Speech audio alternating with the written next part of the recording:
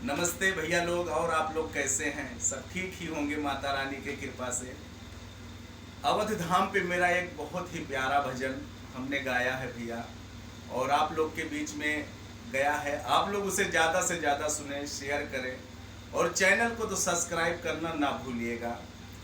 और अपने छोटे भाई राकेश रंजन पे आप लोग अपना प्यार दुलार हमेशा ऐसे बनाए रखें कि ताकि हमें कभी कमी ना महसूस हो भैया लोग। और आइए उस भजन को एक लाइन में गुनगुनाता हूँ, गा के आपको सुनाता हूँ।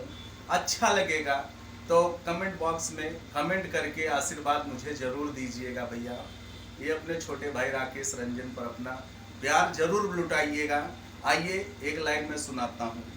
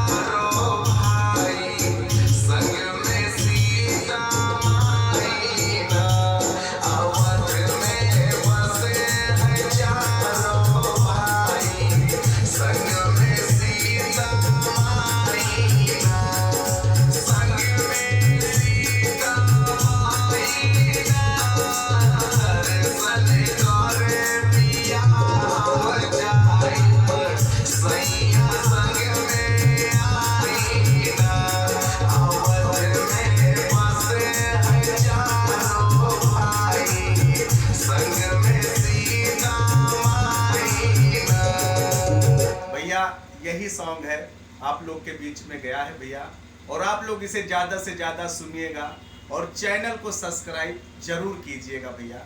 बहुत बहुत धन्यवाद।